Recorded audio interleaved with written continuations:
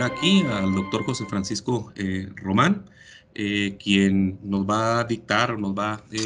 dar la conferencia de el patrimonio mundial y su papel en la cultura del norte de México. Con José Francisco tenemos pues ya un lazo estrecho de colaboración con algunas dependencias e instancias de la UACJ, sobre todo desde su experticia y su colaboración, su atención con la cuestión del patrimonio cultural. Entonces, pues bienvenido, doctor. Vamos a hacer la presentación de una semblanza curricular, pero quisiéramos extenderle de nueva cuenta la bienvenida a este cuarto coloquio de las culturas de los desiertos, en las cuales pues nuestro colega Adán Cano ya ha tenido a bien gestionar, promover y difundir por su cuarta edición. En esta ocasión desde una situación o una coyuntura que a todos nos está involucrando, que como lo es del COVID. Entonces va a ser provechoso escuchar a nuestro querido doctor José Francisco Román,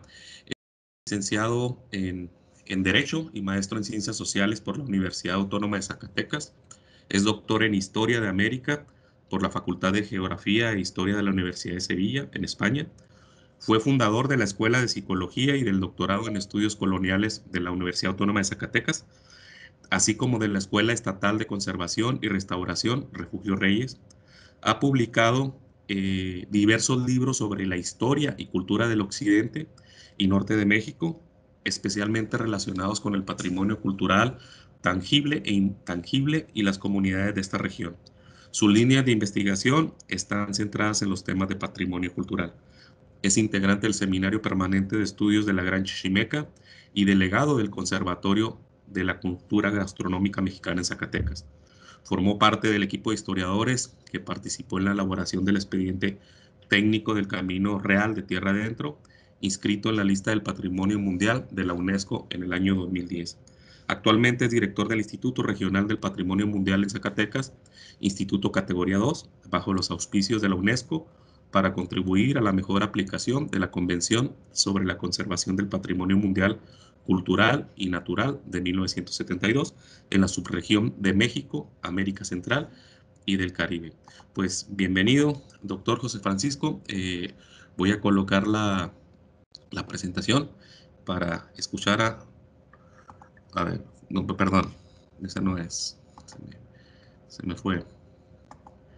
Aquí está.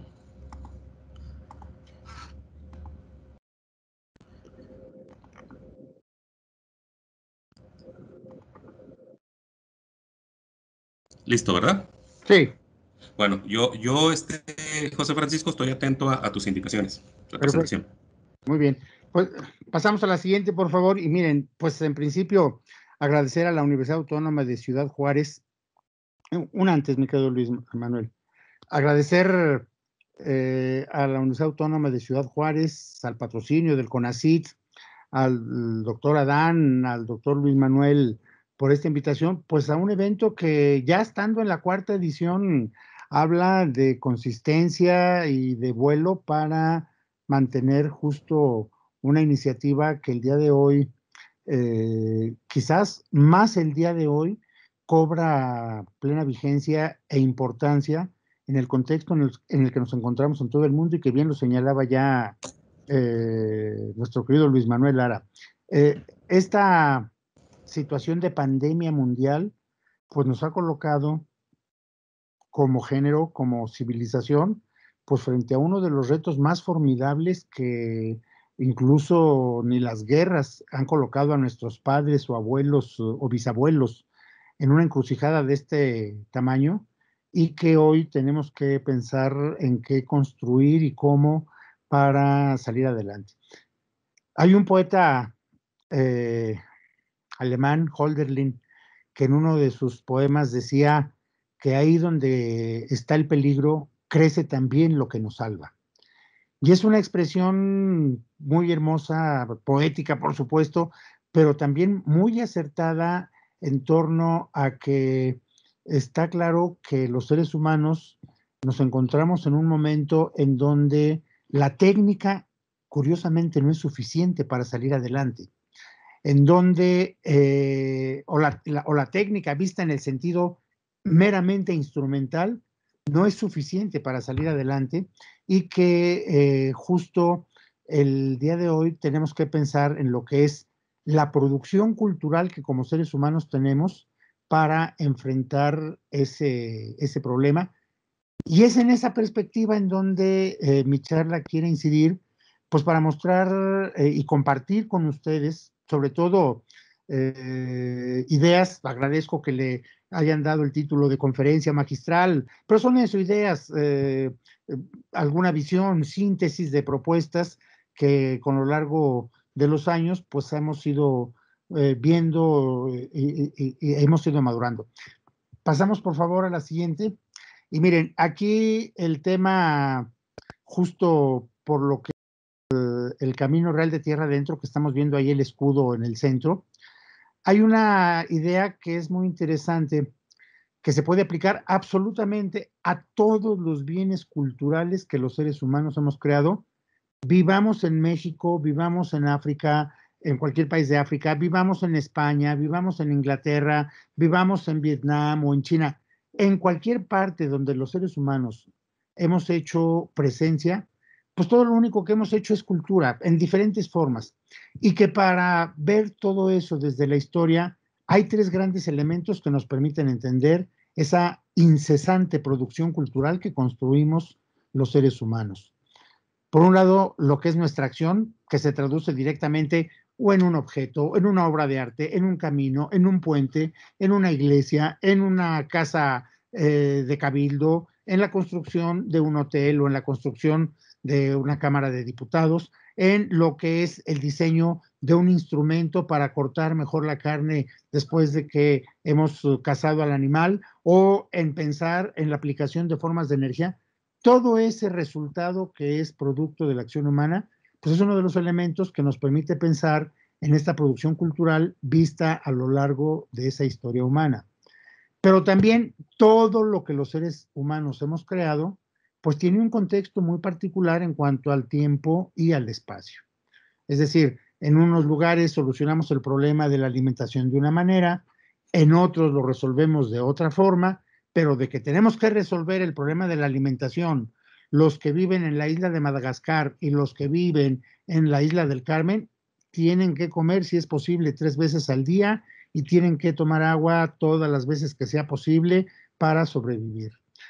Tienen que vestir en un lado y tienen que vestir en el otro, y hay lugares en donde usan más ropa y hay lugares donde usan menos ropa. Todo eso es parte de esa producción cultural, y en este caso, y por eso puse el énfasis aquí en torno a los caminos, porque la parte central de lo que quiero compartir con ustedes tiene que ver en relación con el Camino Real de Tierra Adentro, no por otra cosa, sino también porque es la gran clave de interpretación de todo este contexto territorial, temporal y de acción humana del norte de México, pero de todo el sur de los Estados Unidos. Y por el otro lado, que este año se cumple el 10º aniversario, acaba de pasar ahora en el mes de septiembre, hace 10 años, que se inscribió el Camino Real de Tierra Adentro en la lista de Patrimonio Mundial. Entonces, sintetizo: tiempo, espacio y acción humana son tres categorías que desde la historia nos permiten entender todo lo que somos los seres humanos, y todo lo que, cuando decimos todo lo que somos, es no somos más que cultura en el sentido más amplio de la palabra, y vista en términos históricos nos implica combinar tiempo, espacio y acción humana. Y veremos en el siguiente ejercicio, en la siguiente lámina, un bellísimo mapa de 1550. Es uno de los primeros mapas que se pinta del norte de México, y la parte del norte queda justo en el lado superior de esta imagen, en donde se ven estas figuras, grandes figuras de indios con arcos y flechas, que están con algunos prisioneros que los están deteniendo. Y es un mapa de indios zacatecas, de indios coras, de indios chichimecas en general, así identificados, y que muestran el territorio de Nueva Galicia ya con algunos caminos, con lo que es el curso de ríos. Ahí podemos ver el río Grande, que va a desembocar en esa gran bolsa que aparece al lado derecho, que es el lago de Chapala, y luego la parte que viene de México. Podemos ver una zona de sierras, podemos ver esos cerros pequeños donde hay indios arriba que decían indios empeñolados, es decir, encima de grandes peñas o peñoles, como decían los españoles. La primera representación justo en la parte superior del todo de lo que son las minas ricas de los Zacatecas y que es lo que va a ser el gran imán que va a atraer viajeros, comerciantes, familias, aventureros entre la Ciudad de México 20 años, 30 años atrás y el descubrimiento de las primeras piedras con plata hacia el año de 1546 en Zacatecas y que abre esta primera etapa que conocemos con el nombre de Camino Real de la Plata o Camino de la Plata. La siguiente imagen nos muestra, esta está hecha con los ojos españoles. La siguiente imagen nos va a mostrar cómo los indios chichimecas que viven en estos territorios del norte observan el paso de viajeros, el paso de animales, el paso de esos seres que van en esas cajas rarísimas como la que vemos ahí, o que hacen construcciones como la que se puede observar en la parte superior en el centro, un cuadrado con 4 círculos, uno en cada esquina. Y esa es una de las imágenes más portentosas e impresionantes que hay para describir el avance de la colonización española en las tierras del norte, en todo este territorio que se conocía como de tierra de chichimecas. En el siglo XVI, por supuesto, cuando pues todavía no se conocían más afinadamente los nombres de las distintas naciones que habitaban en estos territorios. Pero fíjense que esta imagen posiblemente grabada, pintada entre 1580 y 1590 en este territorio de Zacatecas, esto es patrimonio mundial por su valor universal excepcional. Si se fijan, los jinetes que aparecen ahí, las piernas no se distinguen de las patas de los animales que están montando. Prácticamente todas las figuras humanas que vemos en esta pintura rupestre traen en sus manos algo muy extraño, una especie de línea y un círculo, y lo que estamos viendo son representación de sogas, lazos, reatas, y que nos muestran cómo se usan como instrumento. Una imagen que para los chichimecas, primero, ir montado sobre una bestia, y segundo, tener un instrumento que permite sujetar a la bestia y que le da una movilidad y una capacidad de conducción a estos seres, resultó totalmente impresionante. Pueden ver una caja, no sé si la ubican en la parte derecha, después del núcleo de caballos que está arriba, en la parte derecha una caja, esa es una carreta, y en la parte superior, como les decía, este cuadrado con sus 4 esquinas en círculo, es la representación de lo que eran los presidios, o una casa fuerte. Los presidios y casas fuertes fueron uno de los elementos más importantes que se construyeron en todas estas tierras del norte, que servían entre una jornada y otra para llegar a descansar los animales, darles agua, darles alimento para que los mismos viajeros repusieran energía, se resguardaran y no fueran a exponer las vidas y las mercancías en este viaje. Y este camino que entre Zacatecas y México se hizo hacia 1550, 1560, pues tenía ya todo su auge, que se conocía como Camino de la Plata, empezó a tener estas expediciones hacia el norte, se fueron abriendo nuevas tierras, se funda Durango, se empiezan a fundar pequeñas comunidades, sobre todo bajo la forma de haciendas agrícolas y ganaderas que van siendo base para el suministro de los asentamientos mineros, hasta que más adelante vamos a encontrar que se va a abrir el famosísimo Paso del Norte, cuando Juan de Oñate, un criollo que nació ya en Zacatecas, en el año de 1598 llega por fin, en 1598 llega a ese río que conocemos como Río Bravo o Río Grande y que va a establecer a partir de ahí hacia el norte el Reino de Nuevo México o el Reino de la Nueva México. Entonces, ese movimiento que se va dando hacia el norte, pues va encontrando representaciones que tienen que ver con la figura humana y que van dándole un sentido. Como he comentado en otras ocasiones, esto que el día de hoy decimos, esto es patrimonio mundial, qué expresión artística tan impactante a nuestros sentidos y a nuestra comprensión del pasado, para la época, en el momento en que el grupo indígena o el chamán o el individuo o los individuos que fueron plasmando esto en piedra, estaban poniendo en juego su supervivencia, mostrando quiénes estaban llegando, cómo se desplazaban, qué instrumentos tenían, qué iban haciendo, cómo iban modificando el espacio, cómo se iban apropiando de los paisajes donde ellos recolectaban tunas, insectos, animales menores, conejos, ratas, venados, jabalí, oso, etcétera, y cómo todo eso se iba modificando con esta nueva fauna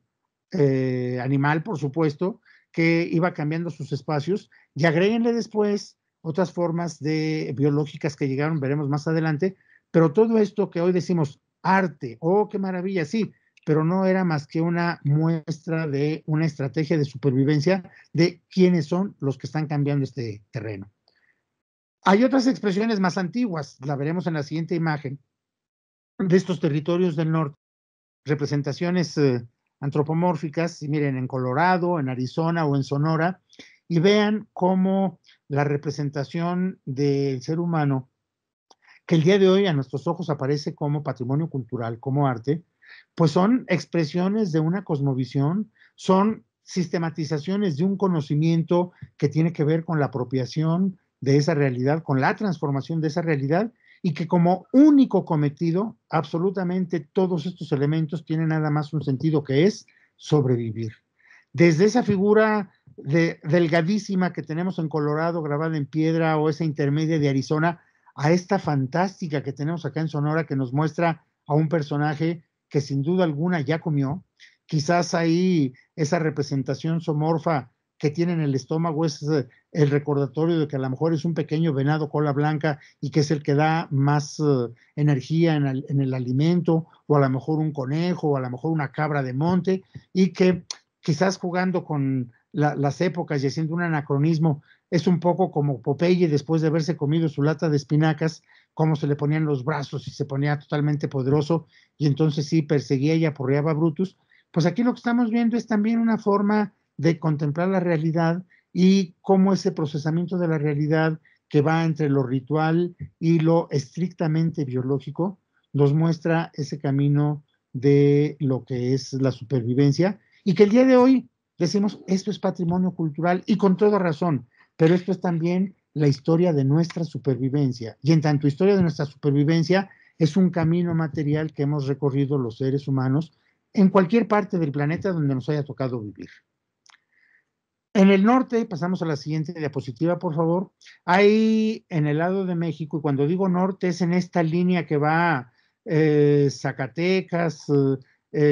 Durango, Agua, por supuesto, a la izquierda tenemos Sonora, a la derecha tenemos Coahuila, Nuevo León, Tamaulipas, y después de Sonora tenemos Baja California. Pues en la parte del norte, los dos bienes más distintivos que tenemos están en Chihuahua, uno de ellos, Paquimé, de pasado prehispánico, y una parte del Camino Real de Tierra Adentro, ojo, inscrita en la lista del Patrimonio Mundial, solo Valle de Allende. Pero por supuesto que de Valle de Allende todo hasta Ciudad Juárez sigue siendo Camino Real de Tierra Adentro, y desafortunadamente eso no quedó inscrito. Al otro lado, justo El Paso, Texas, y de arriba hasta el pueblo de Taos y las misiones de lo que es San Gabriel de los Caballeros, pues eso sigue siendo Camino Real de Tierra Adentro, y toda esa parte no está inscrita en lo que es Patrimonio Mundial, pero sí están inscritas en la lista de Patrimonio Mundial, por ejemplo, las misiones de San Antonio, Texas, en el año 2015, que se inscribieron. Está inscrita también el desierto de Altar y la reserva de la biosfera del Pinacate, acá en Sonora. Está las pinturas rupestres de Baja California, de la Sierra de San Francisco, las impresionantes también pinturas rupestres. Y en estos momentos, aunque está un poco aletargado el proceso, las misiones de la Alta California también están buscando su posible inscripción en la lista de Patrimonio Mundial. Pero miren, ya el hecho de que tengamos a Paquimé en la parte norte de nuestro país, en Chihuahua en concreto, y la parte del Camino Real, aun y cuando solo sea Valle de Allende, pues eso nos debe hacer pensar en la importancia que tuvo el proceso histórico que dio como resultado el que ambos lugares se encuentren en toda esta región de nuestro país, y que por lo tanto colocan al norte de México por sus cualidades y por su escala en un nivel de importancia que todavía, y hay que decirlo con claridad, no hemos sabido aprovechar, justo en esta perspectiva de las culturas del desierto. Pasamos a ver una lámina o dos de lo que es Paquimé. Ustedes que están allá lo conocen mejor que yo, por supuesto. Yo he tenido la suerte de estar 2, 3 ocasiones ahí. Me tocó estar también con el museo que tienen en Paquimé, que es un muy bellísimo museo, y lo que aprende uno en pleno desierto, tal cantidad de restos de conchas de mar, ya de entrada es alucinante. Y creo que eso es parte que cuando va uno, incluso en Casas Grandes, hay por ahí una casa que tiene un bellísimo mural, que en ese mural reúne la producción que hay de Mata Ortiz de cerámica. Está pintado en el mural cerámica de Mata Ortiz, que también es otra parte de esta cultura del desierto. Tienen ahí una producción de manzana y chile, que es una joya. Tienen también en esta parte lo que es los médanos en Samalayuca, en fin, hay todo este contexto asociado a Paquimé, incluso está en esa pintura de este mural que está en una de las casas ahí de Casas Grandes, sale una imagen, una especie como de espíritu de algo que representa el asentamiento de las casas de Paquimé, y se ve una mano que sostiene a un personaje y que sobre el hombro tiene una guacamaya. Y eso, como sabemos, pues también es parte de esas tradiciones que de manera, aun y cuando los arqueólogos nos han dado muchas explicaciones muy lúcidas, sigue uno diciendo millones de restos de conchas en Paquimé, igual que las guacamayas,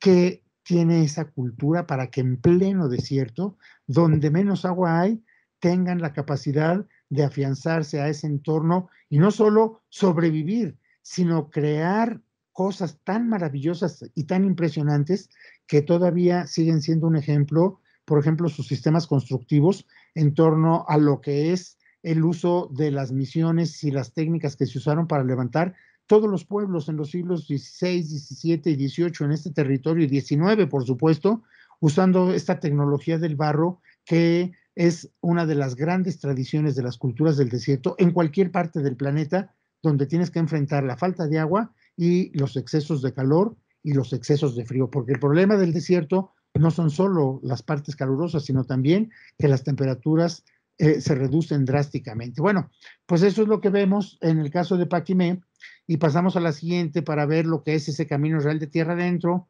Un clic más, por favor, para ver ese camino real de tierra adentro, uno más para que veamos territorialmente por dónde va, y vean que vamos desde la Ciudad de México hasta Santa Fe, y por supuesto que pasa por Hidalgo, bueno, Estado de México, Ciudad de México, Estado de México, Hidalgo, Querétaro, Guanajuato, Aguascalientes, Zacatecas, Durango, Chihuahua, luego pasa al lado norteamericano a Texas y luego llega a Nuevo México. Pero además ese camino real de tierra adentro, que fue inscrito como Patrimonio Mundial en el año 2010, pues tiene como eje dos grandes alas o dos grandes ramales. Uno viene de Europa por el gran tráfico de plata que se produce en estos territorios, en la plata que se produce en Guanajuato, en Zacatecas, Durango, Chihuahua y Texas, y Nuevo México, que también durante un tiempo estuvo pues buscándole, y algo sacaron de plata ahí, por lo que nos dan algunas noticias de historia. Pues esa plata era lo suficientemente abundante para que lo más importante de la producción de bienes de Europa llegara ya desde el siglo XVI a todas las poblaciones donde se había abierto ya la minería, y por supuesto a las haciendas agrícolas y ganaderas, en donde se demandaban ropa, vino, aceite, vinagre, papel, aperos de labranza, los frenos de los caballos. Llegaba a costar más el freno del caballo hecho con hierro del País Vasco que el propio caballo. Y por supuesto, después de la segunda mitad del siglo XVI, el contacto que se tuvo con Asia, con el viaje de regreso por corrientes marítimas, pues entonces ya empezaron a llegar las sedas y telas preciosas, las especias como nunca llegaron a esta parte del mundo. Pero también, y ese es el planteamiento que quiero ponerlo con ustedes, este camino con esa aparente humildad de viaje a lomo de mula, de burro, de caballo, en carreta, a pie, este pequeñísimo caminito que llega a tener alrededor de 2.300, 2.800 kilómetros más o menos, 2.800, pues es el primer ejemplo de globalización que conoce la historia humana a ese nivel. por primera vez a nivel planetario, en este camino real de tierra adentro, se encuentran Europa, se encuentra Oriente, se encuentra África y por supuesto nuestro propio continente, el continente americano, cuando vemos que en los diferentes lugares de este territorio, en las tiendas venden algo que se llama chancaca. Y la chancaca no es más que el nombre con el que se le da o se designa el piloncillo, pero ese piloncillo nos llega del Perú. Y eso está llegando desde allá del sur. Un tiempo también nos estuvo llegando mercurio de América del Sur y por supuesto estuvieron llegando otro tipo de alimentos y este camino es el que le fue a dar a la historia moderna un contacto que, como otros itinerarios, pues fueron construyendo a lo largo del mundo en otras partes del planeta. Muy en lo particular, pasamos a la siguiente diapositiva, vemos esa ruta que abrió Juan de Oñate entre 1598 y 1604. Hacia 1598 sale desde la Ciudad de México ya con la autorización del virrey Luis de Velasco II o Luis de Velasco hijo. El padre le tocó ser virrey de la Nueva España entre 1550, sucediendo al virrey Antonio de Mendoza, y 1564, que es el que tuvo el padre de este Luis de Velasco, y él fue el que autorizó, hizo las capitulaciones, como se le llamaban, para que Juan de Oñate fuera el adelantado y todas las tierras que conquistara a partir de esa fundación de El Paso del Norte hacia el norte, fuera el Reino de Nuevo México. Todo este territorio, curiosamente, fíjense, ya se conocía como México, pero el nombre más propio era la Nueva España. Y es impresionante que esa capitulación da lugar a un nuevo reino que tuvo nada más y nada menos que el nombre de Nuevo México. ¿Por qué se puso así? Porque en aquel momento estaba la construcción y la idea de que esas tierras eran a semejanza de lo que habían encontrado en México, Tenochtitlan y todo lo que había en esta parte del mundo, pues un vasto territorio, grupos indígenas de mucha capacidad y de mucho poderío, etcétera, etcétera, y por eso también tuvo esa parte de lo que se llamó Nuevo México. Ese es un mapa muy esquemático del recorrido que hizo, y entonces ese es visto en esa densidad y vista así cartográficamente el Camino Real de Tierra Adentro, cómo se construyó y ese periodo. En la siguiente lámina observaremos tres características de por qué fue importante. Todavía no estamos hablando de su carácter de patrimonio mundial, sino como creación humana, como creación para la supervivencia, por qué fue importante este camino histórico. Porque miren, este camino a la postre nos mostró un modelo de apropiación del espacio para resolver las necesidades de transformación, de adecuación. Por supuesto que está ahí también el que se dé cambios drásticos, el que se dé presencia de diversas raíces. Nos muestra que se dio en el largo plazo un proceso civilizador donde están de por medio la lengua, las instituciones, las formas de vida, y que por supuesto encontramos también comunidades culturales de múltiples tipos, pero quizás también, como no se había conocido en toda la historia de la humanidad antes, porque no había esta conjunción de todo el planeta, pues este camino real de tierra adentro es quizás el primer camino en donde múltiples experiencias culturales van a dar lugar a esa globalización temprana. Vemos en la siguiente imagen y vamos a explicar cada una de las tres afirmaciones que están ahí. Hay una apropiación del espacio en la manera en que se va dando la creación de una economía, cómo van surgiendo espacios individuales y colectivos y cómo va a haber un asentamiento, una permanencia de un orden material.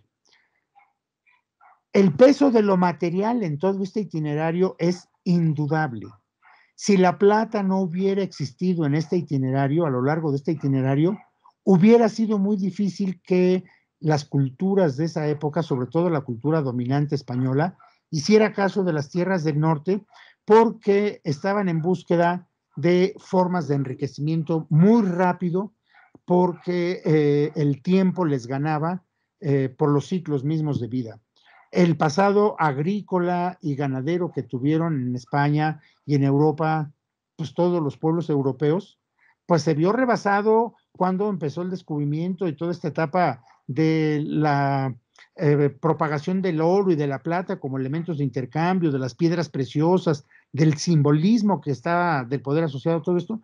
y la plata que se fue encontrando en todos estos espacios, pues dio origen a que surgieran junto a los asentamientos mineros, pues los espacios para generar la alimentación, lo que eran las haciendas agrícolas y ganaderas. Y muchos españoles que no tuvieron la suerte de encontrar plata o no tuvieron el riesgo o los recursos para aventurarse en las empresas mineras, dijeron, no me hago rico buscando plata, que la plata la busquen otros y yo me encargo del suministro y voy a ganar exactamente un montón de dinero. Y así ocurrió con esas haciendas. Los mineros también muy rápidamente pues vieron que el comprar suministros agrícolas y ganaderos por otros lados era una sangría permanente que además de pagar por el mercurio les limitaba mucho sus ganancias y muchos mineros, señores de minas, ricos mineros, pues se fueron haciendo de áreas de agricultura y ganadería para conjuntar un mismo modelo de apropiación espacial entre agricultura y ganadería como medio de sustento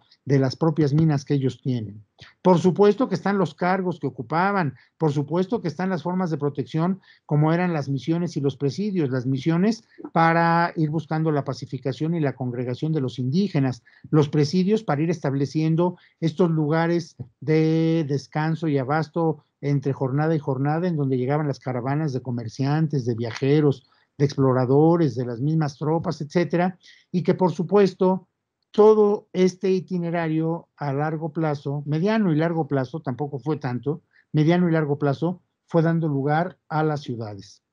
¿Cómo eran esas tierras del norte vistas por los grupos que acompañaban a los españoles? Pues miren, ese espacio así era contemplado y lo vemos en la siguiente lámina, Luis Manuel, por favor.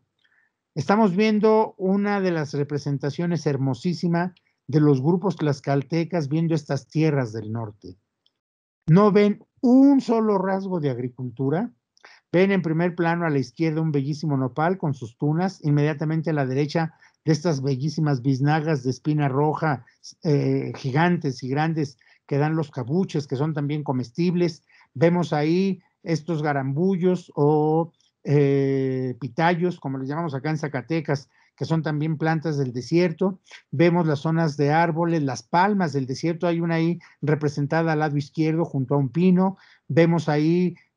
coyotes, el puma, vemos el leopardo americano, vemos un maguey que está a la izquierda, que no es difícil que sea el de los otoles que están en nuestra tierra, los halcones y posiblemente un águila real que está acá a la izquierda, y vemos en la parte superior a la derecha exploradores tlaxcaltecas en avanzada, ver qué indios viven, cómo viven, qué siembran, o si no siembran, de qué viven, qué se puede encontrar. Vemos las mujeres tlaxcaltecas que en su maravilloso morral llevan no solo a lo mejor las tortillas que van a comer ese día, sino los granos de maíz o de frijol o semillas de chile que van a plantar en sus lugares de destino. Esas son las tierras que se ven hacia el norte, vistas a través de los ojos de los indígenas en estos desplazamientos hacia el norte. Los tlaxcaltecas que abrieron todo un conjunto de conocimientos, eso es lo que van encontrando y ahí van transformando. Tomando una palabra que por ahí alguna vez se usó en ciencia ficción, van terraformando, van modificando la tierra con esta presencia y se ven los caminos que van abriendo, van dejando ahí sus huellas, las rutas que van recorriendo, pero si se fijan, no se ven españoles, son los tlaxcaltecas los que van abriendo estos territorios y que poco a poco van dándole certidumbre a este poblamiento. En este orden material vemos, por ejemplo, la minería. Están viendo a la izquierda un grabado del libro La Re Metálica de Agrícola, la primera obra de minería de la cultura occidental que se conoce, que se publica en 1546, y están viendo ahí el triturado del metal, del mineral, perdón, para luego ponerse como las tinas que están a la parte superior derecha. Son grandes tinas en las cuales se pone el mineral molido, se mezcla con el mercurio, con agua y con saltierra, se mezcla y se bate durante 30, 40 días, y cuando el mercurio y la plata se han amalgamado, se han unido, después con una gran cantidad de agua se lava eso y lo que queda es una pasta de mercurio con plata que ya para fundirla el mercurio se separa rapidísimamente y ya lo que te queda es la plata. Bueno, pues eso es lo que se hace. Y en la parte inferior, como estos pueblos que sobrevivieron en esta estructura de pueblos que firmaron y se dieron de paz a la vez que fueron parte de la protección de las misiones, como el pueblo de Taos que estamos viendo, pues estamos viendo parte de esa cultura material que sobrevive hasta nuestros días, sus dos hornos, uno para hornear maíz, el otro para las calabazas y el camote, y es parte de toda esta estructura cultural que encontramos en ese camino real de tierra adentro. Vemos los pasos que se van dando y miren, ese arco no le envidia absolutamente nada a los grandes arcos de Segovia o los acueductos del Padre Tembleque, que también son patrimonio mundial los dos en el Valle de México, entre Hidalgo y el Estado de México. Y es esa tecnología que desde el otro lado del planeta viajó hasta con nosotros. Y esto no lo hicieron españoles como mano de obra. A lo mejor sí un español que está dirigiendo, pero los indígenas muy rápidamente aprendieron todas estas técnicas y estos sistemas de construcción de pasos, pero también para los acueductos, fue lo que permitió el desarrollo de la supervivencia en las tierras del norte.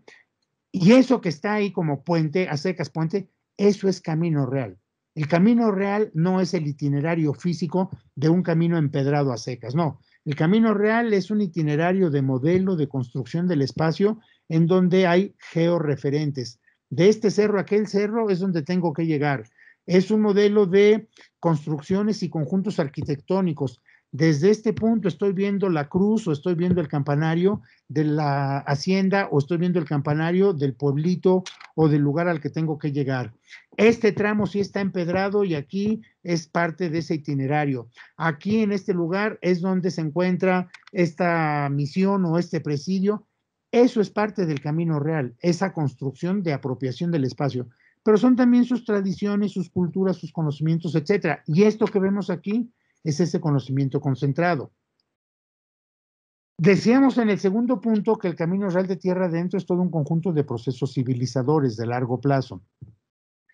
Y esos procesos civilizadores pues van dando lugar a regiones económicas, a instituciones, y en el sentido griego de la polis nos van hablando de la permanencia de un orden político, es decir, de un modo de vida colectivo y que en este caso tiene que ver con la transferencia de pues la biología en todos los sentidos y las formas económicas que se van a generar. Nos habla de la difusión de las lenguas, nos habla de las formas de gobierno temporal y espiritual y, por supuesto, de procesos técnicos, científicos y culturales que se desarrollaron a lo largo de todo el camino real de tierra adentro. En este punto de estos procesos civilizadores encontramos, y podemos pasar a la siguiente sin problema alguno, encontramos cómo se va a mezclar el mundo y de qué manera se van a conjuntar en esta tierra y en este camino real de tierra adentro que hoy es patrimonio mundial por sus valores culturales, nada más y nada menos, pues ejemplos de algo tan elemental como lo que tenemos en pantalla. Si alguien de nuestros participantes en este encuentro se acuerda qué son esos dos panes que están ahí, ¿se acuerdan del nombre? Acá en Zacatecas ya no los conocemos, yo no los conocía. Los conocí por primera vez en Ciudad Juárez, luego en El Paso y luego después en un lugar que se llama Española, en Nuevo México. Y en Española hay un restaurante que se llama El Paragua, famosísimo. En el año 2007 fue el mejor restaurante de comida de todo Nuevo México. Estos dos panes dorados que están ahí, ¿no se acuerdan del nombre? ¿Alguien se acuerda de los que están en el seminario? ¿No? Bueno, lo digo para no retrasarnos mucho.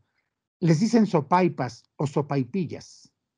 Y estas sopaipas o sopaipillas es una especie de pan de origen judío que ya está registrado como tal desde un libro que se publicó en el año 1528 en Venecia por un clérigo andaluz, posiblemente judío, y ese libro se llama La Lozana Andaluza, y en donde esa mujer de origen judío, pero sin decir que es judía, describe todo lo que sabía hacer su abuela, diciendo que no había como ella para preparar esos manjares. Y en esa descripción de comida maravillosa, donde habla de los formicos, que es un pan torcido, habla de estas sopaipas. Y estas sopaipas no es más que harina de trigo que se pone a hervir en un gran recipiente con aceite y se forman estas bellísimas tortas que se abren y se sirven para comer o platillos salados o platillos dulces. El plato que ven a la izquierda, que es un plato de maíz con pancita, está sin color, porque acá ya han hecho la variante de que uno pregunta cómo lo quiere uno el pozol, que es menudo, pues, es un menudo. Y dice uno, ¿cómo lo quiere? ¿Con pozol o sin pozol? Pues ya dice uno, con pozol y se lo ponen con maíz. Y todavía le preguntan, ¿lo quiere verde o rojo? Y yo lo pedí rojo y ahí tengo mi tarrina con el chile rojo. Bueno, este pozol, que es el maíz cocido, pues es un plato mesoamericano, es maíz cocido. Pero el comer vísceras, y en este caso estómagos de cabras, de ovejas y de vacas, pues esta es una comida muy española y que en el día de hoy se sigue comiendo allá en España, y le dicen en el sur menudo andaluz o menudo gitano, y en el centro norte, ya en Madrid, se le conoce como callos a la madrileña. Así es como se lo comían antes de la llegada a este territorio, porque no conocían el chile. Y el chile es el valiosísimo producto americano, la valiosísima especia americana que le vino a regalar a todo el planeta el color rojo en los platillos. Por supuesto que los europeos conocen el color rojo en las mermeladas, lo conocen en las fresas, lo conocen en las frambuesas, lo conocen en las manzanas, pero en un platillo salado no tenían con qué darle ese color rojo a los platillos. Incluso las las remolachas no eran usadas para hacer platillos salados, sobre todo eran usadas para hacer platillos dulces y se usaba sobre todo para el azúcar. Bueno, pues no es hasta que se le da ese descubrimiento del chile y se aplica esto. Y acá también esta mezcla de la pancita con el maíz es muy propia de este camino real de tierra adentro. Y lo podemos decir así, desde el norte de Zacatecas y sur de Durango hasta el pueblo de Taos, prácticamente en todos los lugares donde come uno menudo, se lo sirven, el menudo ya con su chile rojo y todo eso, pero es la pancita con el maíz. Y desde esa zona de Zacatecas hasta el Valle de México, se come el menudo precisamente nada más la pancita y el chile, pero no lleva nada más. Por supuesto, lleva la cebolla, lleva a lo mejor orégano y se acompaña con la tortilla de maíz, etcétera. Bueno, pues esa misma división que tenemos acá,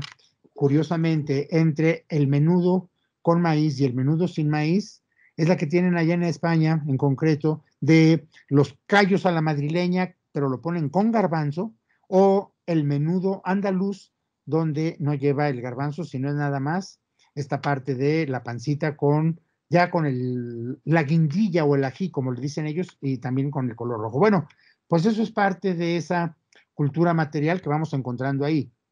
En el orden arquitectónico, pues vean, vemos ahí una obra de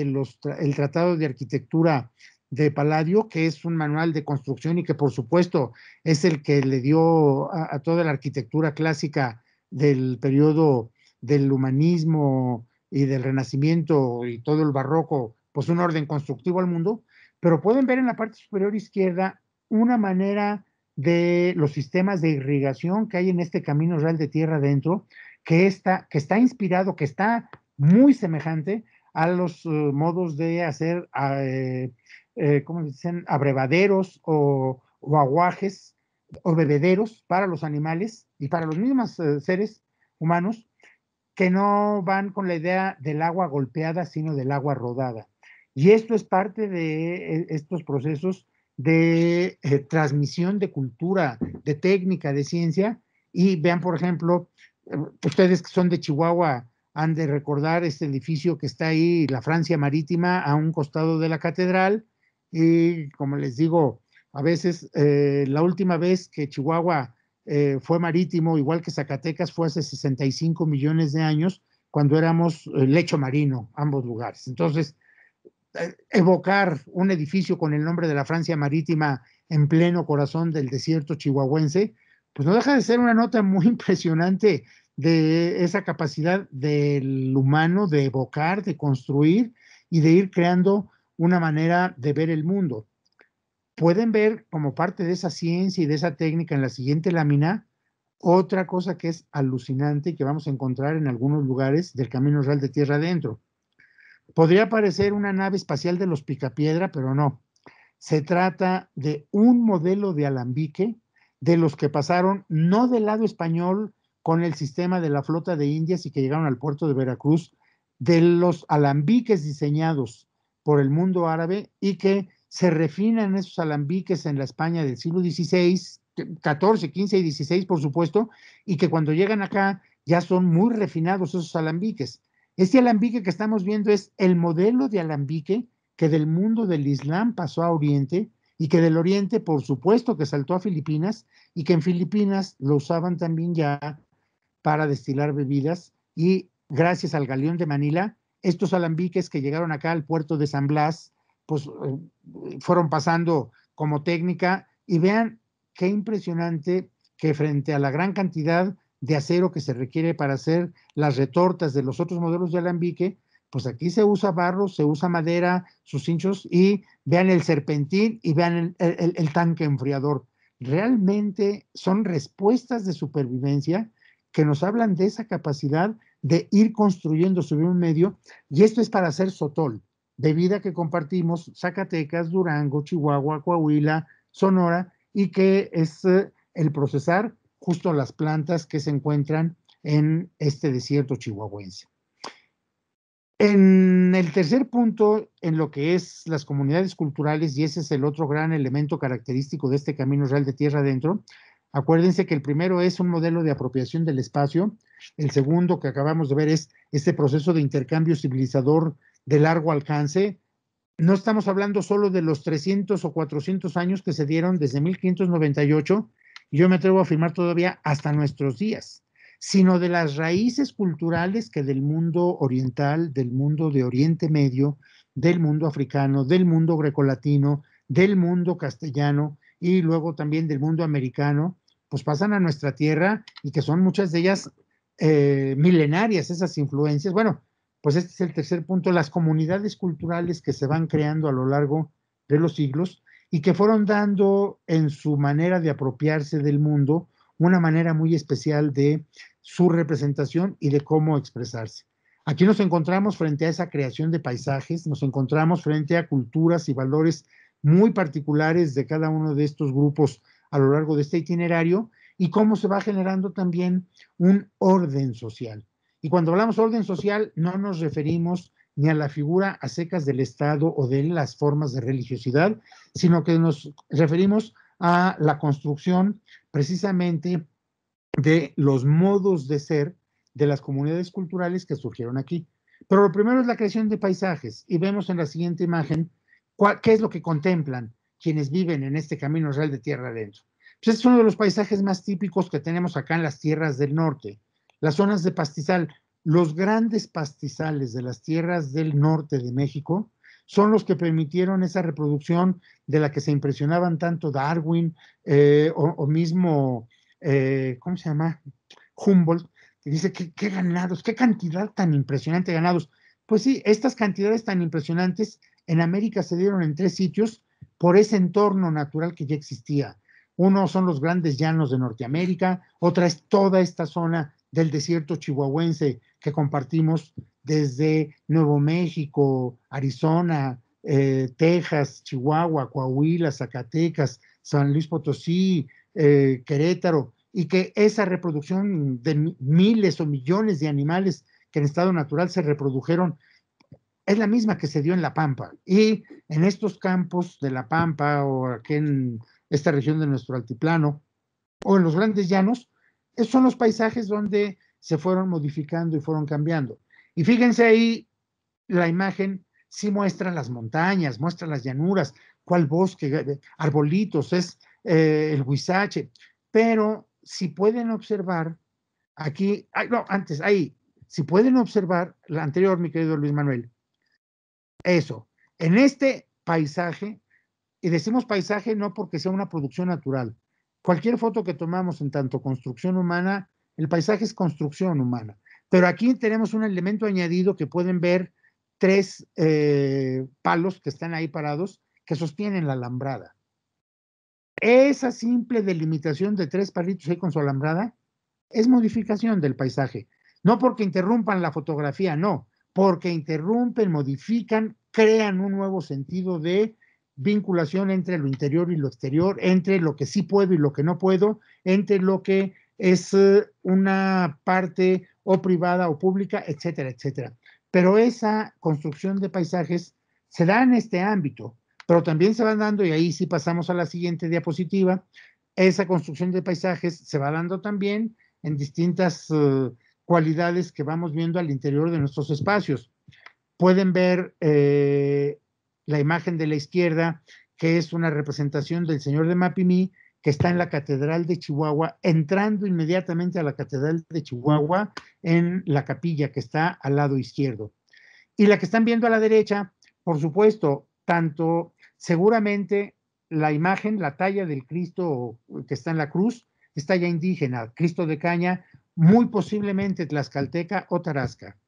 Y lo que están viendo a la derecha es el altar mayor de la iglesia de San Miguel en la ciudad de Santa Fe, que es un templo, posiblemente es de 1608, 1610, y posiblemente es el templo más antiguo de todo Estados Unidos. Ni los famosos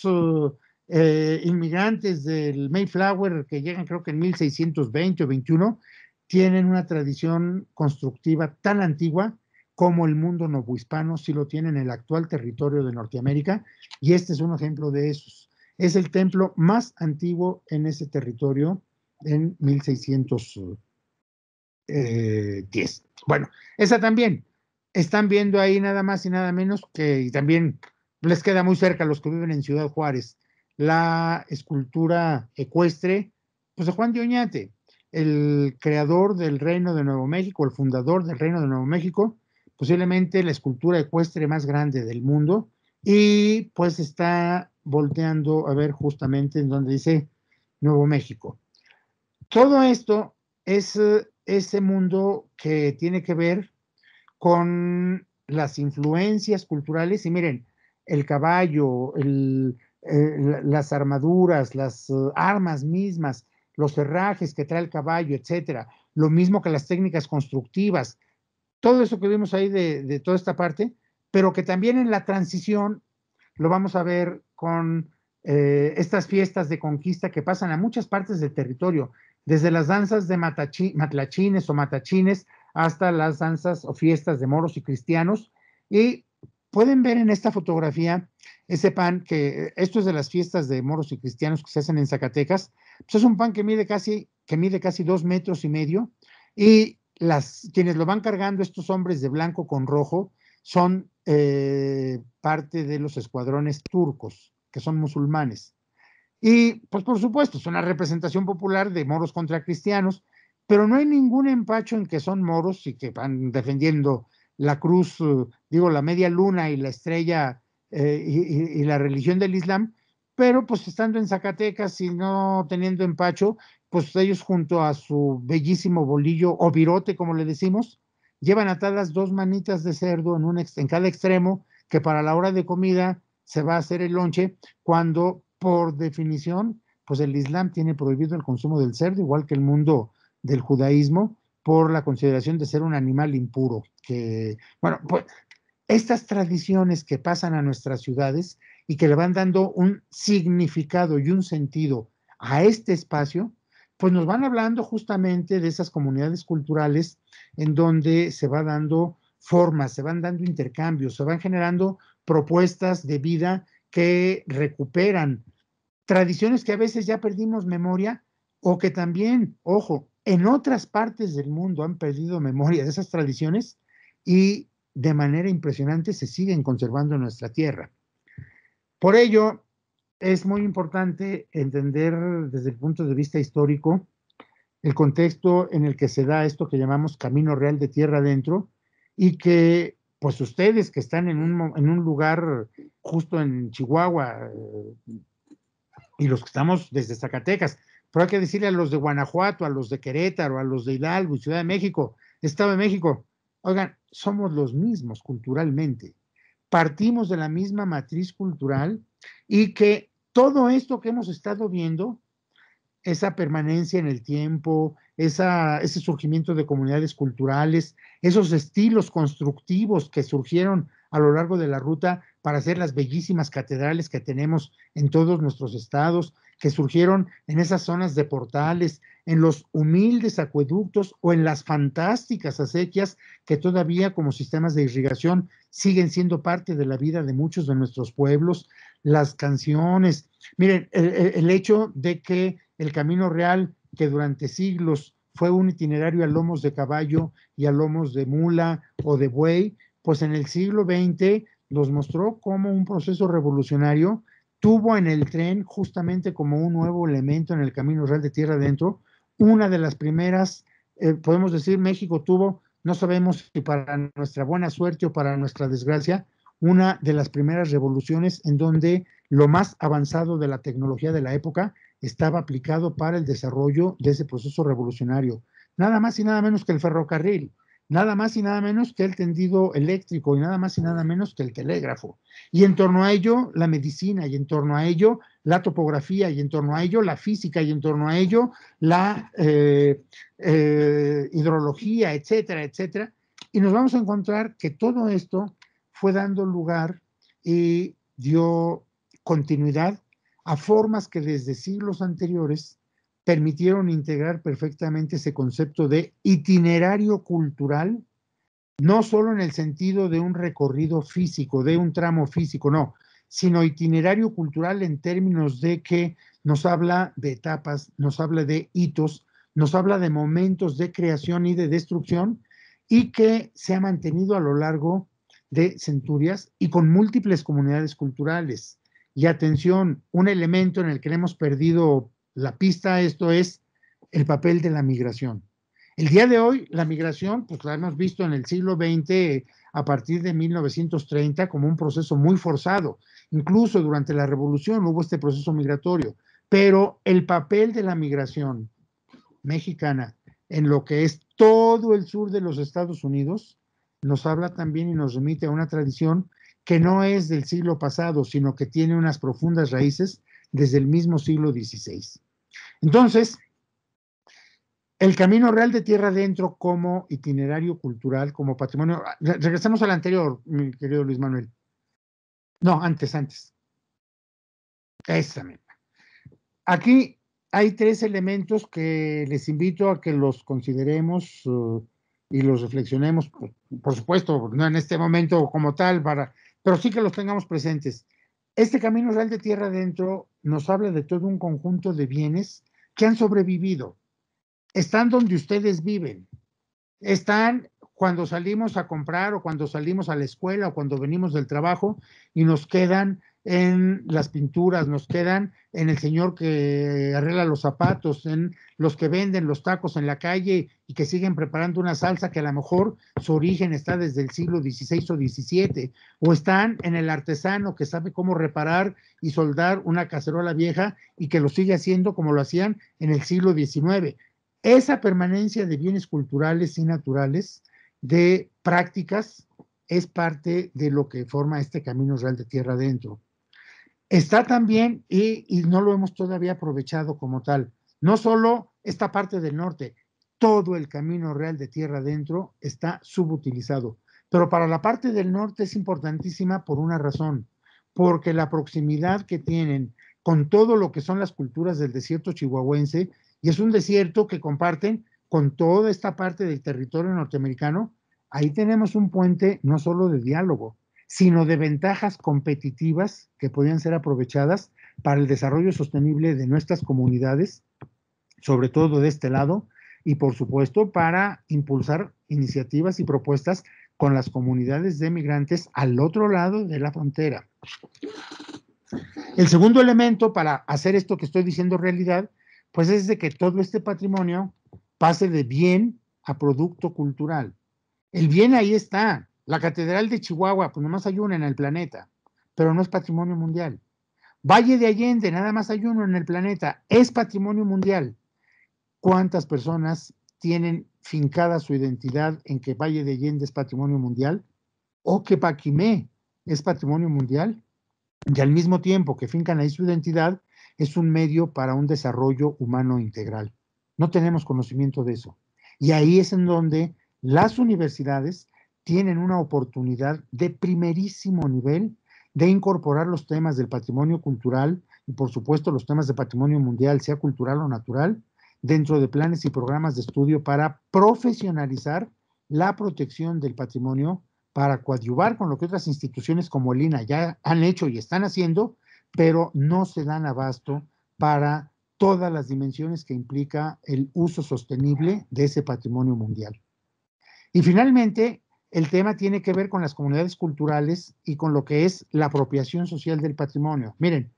el tema para que este planeta sobreviva ahorita ya no pasa solo porque los expertos lo tomen en su mano.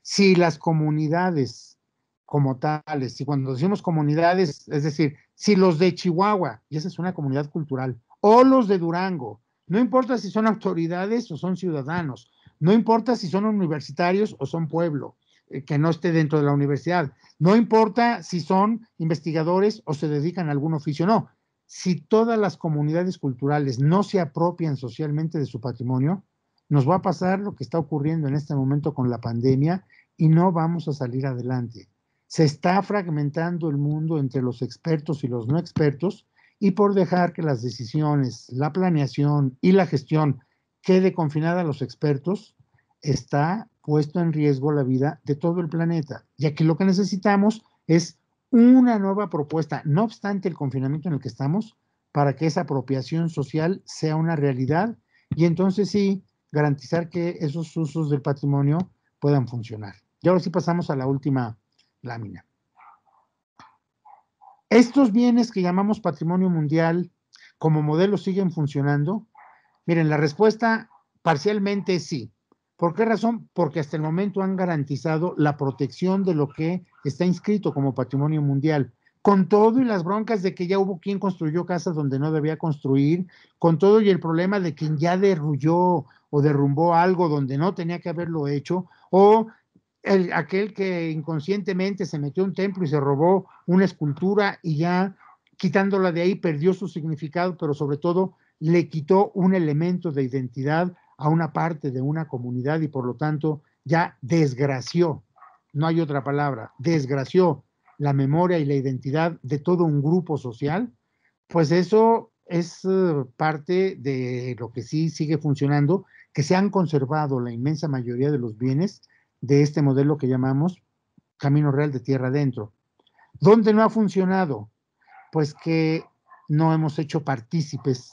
a la sociedad, a sus diferentes comunidades culturales, para que encuentren en ese patrimonio realmente un elemento de identidad todavía más profundo, un elemento de memoria todavía más amplia y, por supuesto, no hemos hecho que ese patrimonio se convierta en un medio de desarrollo humano integral desde el punto de vista económico, desde el punto de vista social y, por supuesto, desde el punto de vista cultural en el sentido de construcción de una cosmovisión. Entonces, ahí tenemos ese problema. En segundo lugar, y por eso también agradecí mucho la invitación que me hizo Luis Manuel Lara para participar, es por la urgencia que tenemos en todos los ámbitos de pensar que el día de hoy la cultura como tal, la cultura vista así como ese concepto abstracto, está constituido, está ya considerado como uno de los 4 grandes pilares que van a permitir que realmente este planeta sobreviva. Para el desarrollo sostenible, si la cultura no está considerada, no hay posibilidades de que efectivamente este planeta sobreviva. Y aquí lo que están planteando ustedes desde este encuentro, las culturas del desierto, lo que están hablando es cómo hacemos de que eso que para Occidente tradicionalmente se entiende, desierto, en el desierto no hay nada. Pues no hay nada para el que no conoce el desierto. No hay agua para el que no conoce el desierto. No hay alimento para el que no conoce el desierto. No hay vida para el que no ha creado vida en el desierto. Pero el desierto está pleno de vida y el problema es de que, por supuesto, la tecnología y la forma de vida que nos ha tocado vivir en este planeta nos está empujando y nos está correlando a formas cada vez más fragmentarias y a la aplicación de una tecnología que va en una sola dirección y que hemos perdido la valiosa noción de todo un conjunto de artificios o artefactos que otras épocas y otras culturas han producido para sobrevivir, desde el simple impluvium romano para captar la cosecha de agua o los aljibes para almacenarla, hasta el diseño de sistemas de terrazas para aprovechar el escalonamiento en el agua y evitar la pérdida de tierra fértil, o la recuperación de la memoria y tradición oral como forma de transmisión de conocimiento, o la herbolaria que era propia de todas las regiones para atender un primer nivel o un segundo nivel de atención de salud de toda la población, o un conjunto de prácticas que el día de hoy su ausencia nos tiene confinados a un conjunto de enfermedades crónico-degenerativas. Entonces, creo que ahí en este momento, esto que tenemos es una oportunidad valiosa, y felicidades por estar impulsando actividades como este cuarto encuentro de las culturas del desierto. Y finalmente, la propuesta que hago aquí a ustedes es: piensen en cómo derivar un ejercicio tan valioso como este en acciones para formar capacidades. Cuando decimos formar capacidades es hacia dónde tenemos que orientar la preparación de muchas prácticas universitarias, de muchas prácticas comunitarias, de muchas formas culturales, para que efectivamente produzca no solo nuevos significados, sino nuevos medios y potencia capaz de hacer sustentable nuestros medios de vida, y pues garantizar que en este sentido haya una continuidad como civilización. Pues muchísimas gracias, era lo que quería plantear y compartir con ustedes. Ojalá ya haya algo de utilidad. Muchas gracias, José Francisco. Pues tenemos un espacio de por si hay algún comentario, alguna contribución, alguna pregunta.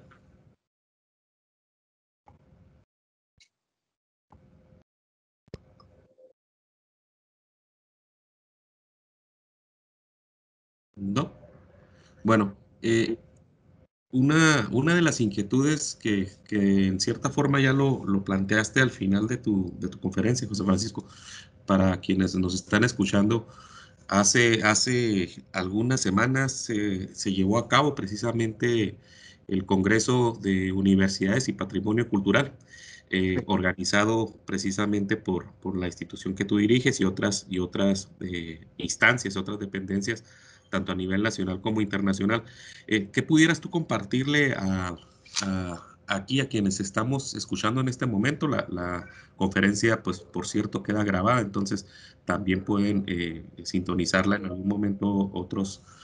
colegas, otras colegas. ¿Qué pudieras señalarnos sobre las conclusiones y los retos de este congreso que se llevó a cabo hace algunas semanas en Sí. referencia a la universidad y patrimonio cultural?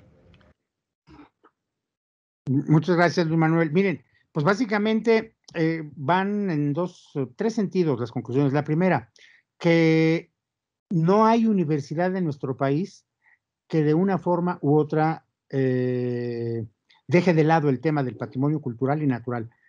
por cuerpos académicos, por investigadores en lo personal, algunos incluso con programas completos, gestión del patrimonio, incluso, miren, a veces es cuestión de alinear o de orientar. Una facultad o una escuela de arquitectura, pues está metida en el tema del patrimonio cultural, si incluye justamente dentro de sus planes y programas de estudio el tema de la arquitectura como creación humana, que es reflejo de comunidades culturales. Y el tema es que forme parte de ese concepto. ¿Para qué? Para que cuando lleguen a Paquimé y que vean que es arquitectura de tierra, van a decir, que no ha cursado con esta perspectiva, así: oye, pues son puros terroncitos. Sí, mi rey, pero esos terroncitos tienen más de 1000 años ahí, y son el gran engranaje entre la Mesoamérica más avanzada y Chaco Canyon, por mencionar algo. Y ese punto de esta arquitectura de tierra que hay ahí, pues es nada más y nada menos que uno de los grandes ejemplos de manejo, ¿cómo le llaman? No sé si termodinámico o algo así, en torno al uso de los materiales para contribuir a frenar el frío y el calor. Todas las universidades, todos sus campos disciplinares, de una u otra forma, están vinculados con el patrimonio cultural y natural. Hasta el contador, para el tema del diseño de un proyecto, pues necesitamos quien nos lleve toda esa parte en los proyectos, quien nos aclare, nos ayude a orientarlo: el economista, el sociólogo, el antropólogo, el historiador, los ingenieros químicos. ¿Cómo le vamos a hacer para combatir en Ciudad Juárez, en el río, cómo lo hacemos para la descontaminación de toda la antigua minería que se generó entre Juárez y El Paso, Texas, y pues si se acuerdan, incluso el logotipo de UTEP, creo que son las herramientas de la minería. Ya no hay minería, y el problema que hay en todo lo que es esta zona de Camino Real de Tierra Adentro con su minería, pues es la contaminación. Los ingenieros ambientales hacen falta, la lluvia ácida, todo el tema de los gases, el tema del efecto invernadero. Entonces,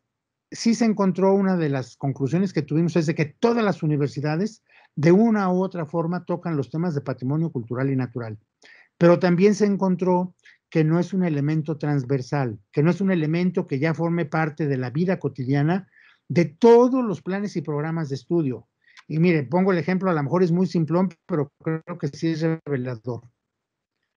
Para sobrevivir necesitamos que el tema del patrimonio cultural y natural, como condiciones de vida indispensables de los seres humanos, deben de tenerlo en todas las escuelas. Así sea derecho, así sea contadura, todas las carreras deberían de tener al menos una materia que hable sobre patrimonio cultural y natural por dos razones. Una, para sobrevivir. La otra es de que cualquiera que se ponga listo va a tener ahí un instrumento para encontrar nuevos campos laborales que le van a permitir una inserción en campos donde antes no había espacios. Alguien que esté metido en el tema del patrimonio cultural puede plantear el proyecto de gestión al siguiente gobierno municipal y para decirle, oye, si no haces protección para estos bienes se te van a caer, pero si lo hacemos vamos a conseguir para restaurar, podemos poner aquí un museo, podemos hacer eso. Es decir,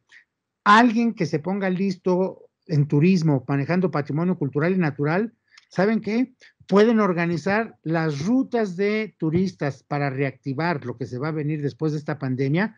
organizar desde Chihuahua, desde Coahuila y desde Nuevo León las rutas de visitantes a las misiones de los gringos en San Antonio, Texas. Ah, pero no conocen Paquimé, vénganse a Paquimé. Y donde no paremos ahí en los burritos de Villa Ahumada, pues va a ser imperdonable, y en donde no nos paremos en los médanos de Samalayuca, pues va a ser imperdonable, y estar en Chihuahua y no lleguemos a la capital y no veamos la catedral. Es decir, alguien de turismo que tenga conciencia del patrimonio cultural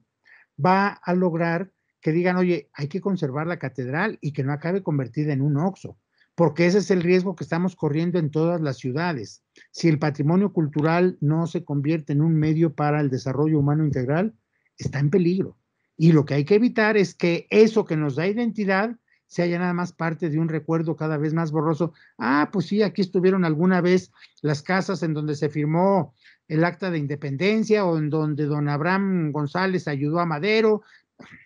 Se nos va a ir borrando el mapa. Y esa es la segunda conclusión de que, y por eso decía, voy a poner el ejemplo muy simplón, necesitamos que haya estos estudios, así sea una sola materia en torno al patrimonio cultural y natural, absolutamente en todos los campos disciplinares que se enseñan en la universidad y en bachillerato, por supuesto, y en secundaria.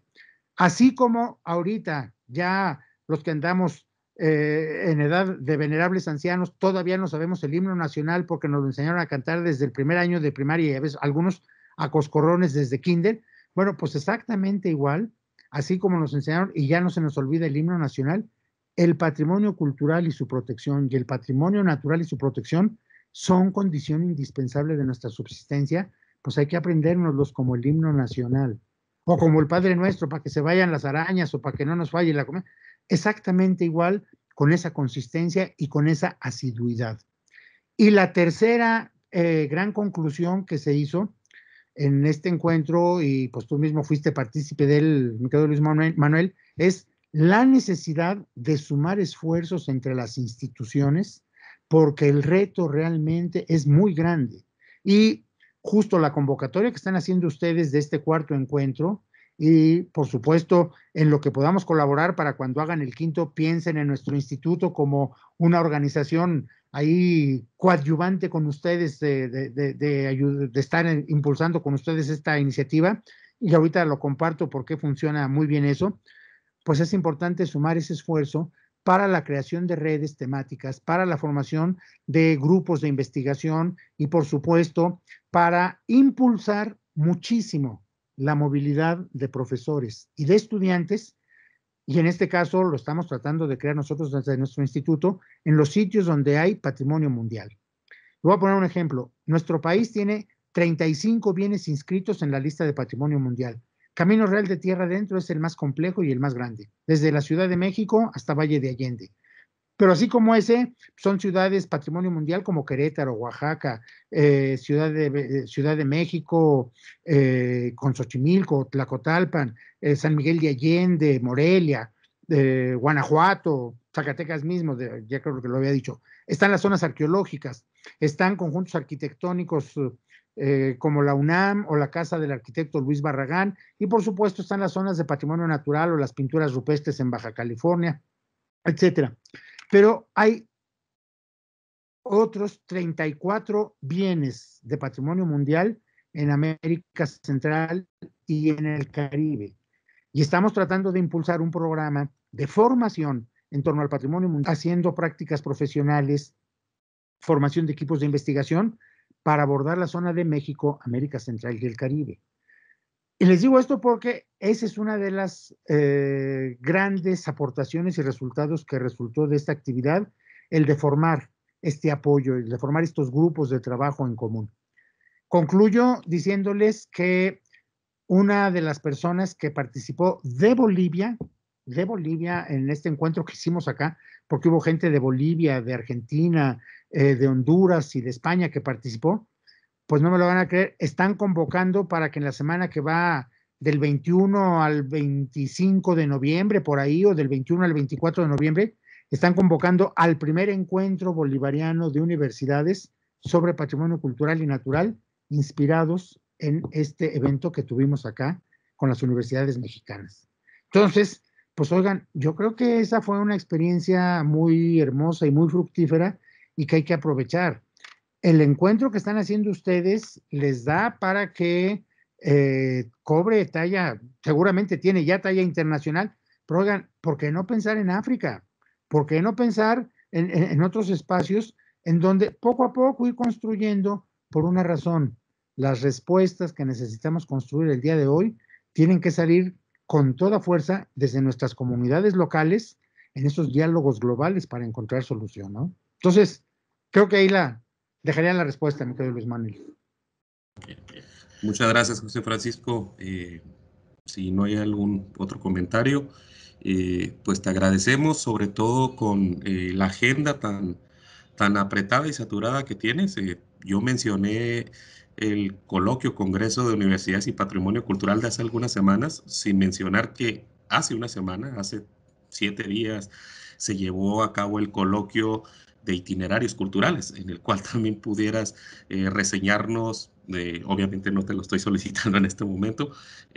todos aquellos retos, implicaciones a nivel internacional que se plantearon en este coloquio de itinerarios culturales. Pues te agradecemos a nombre de la comisión, el comité organizador de la Universidad Autónoma de Ciudad Juárez, tu participación. Seguramente tanto el doctor Adán como la maestra Amelia considerarán, como los colegas aquí de la UACJ, esa invitación que tú les extiendes y ese ofrecimiento. Entonces, pues muchas gracias, José Francisco, y pues continuaremos el día de mañana con las actividades del coloquio. Sí. Muchísimas gracias a ustedes, al doctor Adán por la invitación, a ti mismo, mi querido Luis Manuel, por esta invitación. Y miren, un aviso también para que lo vayan poniendo en su agenda. Del 7 al 11, todavía estamos por definir, del 7 al 11 de diciembre, vamos a tener otro seminario, taller de carácter internacional en torno a patrimonio mundial y turismo sostenible, por los retos que está implicando justamente por todo el tema de cómo va a ser ahora por la pandemia, lo que está provocando y la reapertura. El 13% de los museos a nivel mundial han cerrado y va a ser muy difícil que ese 13% se recupere. Entonces, justo parte de esa estrategia es esto que estamos impulsando para la parte que nos corresponde a nosotros de México, América Central y el Caribe. Están cordialmente invitados a participar tanto en plataforma como por redes sociales y pues ya los tendremos al tanto de esta invitación. Muchísimas gracias y felicidades por el evento. Un aplauso para ti. Muchas gracias. Gracias.